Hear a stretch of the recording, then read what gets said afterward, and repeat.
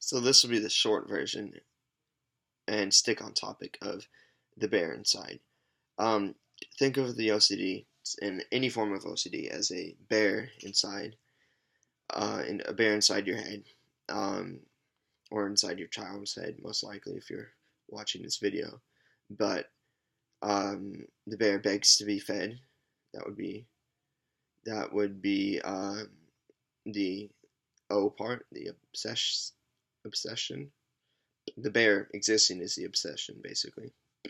Not an actual bear. Just this is figuratively, but and it's clawing at your brain, saying, "Give me food, or I will keep clawing."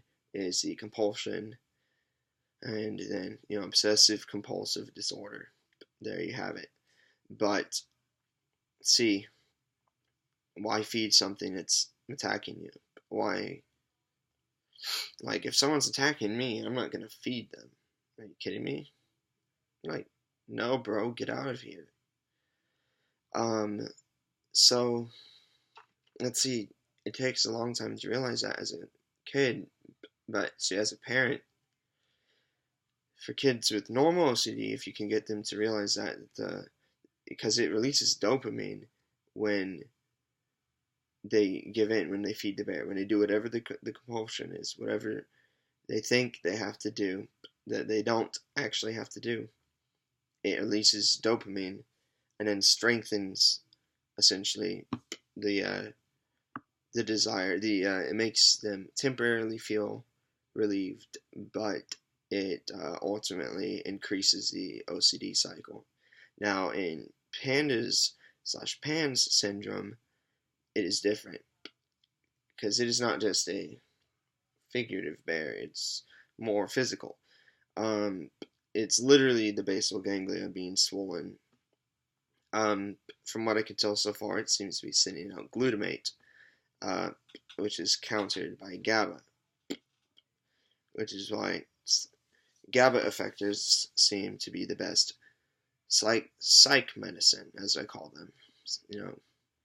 Medicines given by a psychiatrist. SSRIs usually are horrible. There's a good chance that if an SSRI works, that you don't have PANS or PANDAS syndrome. If it doesn't, if it causes a paradoxical reaction, that is almost a guarantee of two things. You are either bipolar, or, which is sadly a diagnosis very, very many PANDAS syndrome patients get, or you have PANDAS syndrome, or PANS.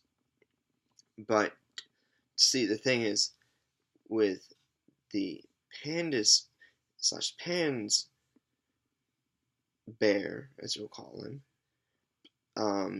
the feeding him, again, like I said, you never want to feed the bear if you can help it, and you need to help it, but because it doesn't kill it, obviously. If something's inside your brain, scratching, screaming for food, or it'll keep scratching, and then scratching even harder once you feed it. Why would you keep feeding it? But see, it's that dopamine reaction that makes you think feeding it was good, even though it wasn't. Basically, you're only hibernating a bear, if even that. You just basically give him a quick little nap. And let's see, the difference between typical OCD, where exposure therapy sometimes works, it does quite the opposite in PANDAS patients, because you're basically pumping that bear up with PCP. In other words, the adrenaline that the child it does not work. It will make them worse. It will make them literally mad, like crazy mad. Mad isn't crazy. I know from experience. It did not work.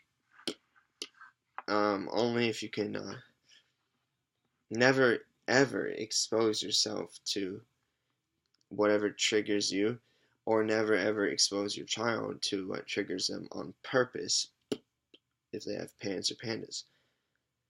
But if they do somehow get exposed to it, then then you can try and help them realize that they don't need to feed it. They don't need to feed it, and it'll make it worse.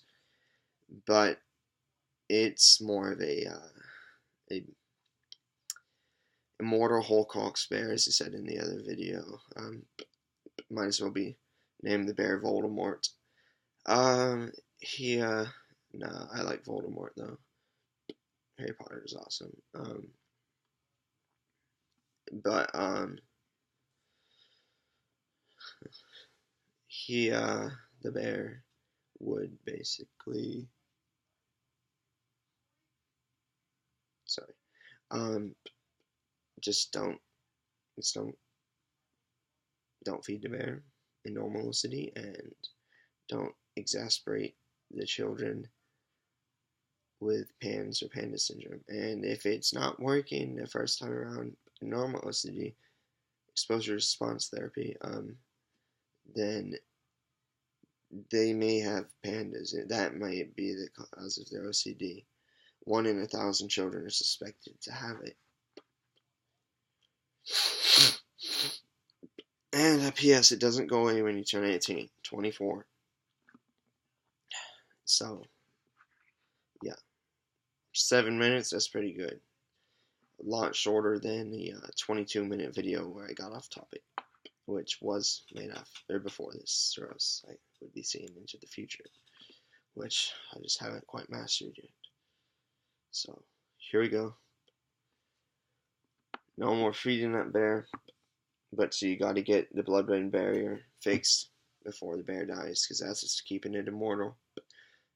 I'll always say blood-brain barrier, blood-brain barrier, blood-brain barrier.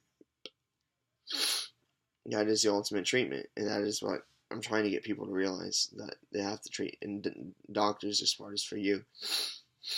Look into the freaking blood-brain barrier. You know that's what's letting it in, and so I don't get it. You know that, but yet you try and treat it with antibiotics. It doesn't matter, because the antibiotics will not kill the basal ganglia. So your antibodies, which have seen strep mimicking basal ganglia cells, will still think of the basal ganglia as strep. And the antibiotics will not help. It's as simple as that. Okay, consult your doctor, but hopefully your doctor will consult me at some point.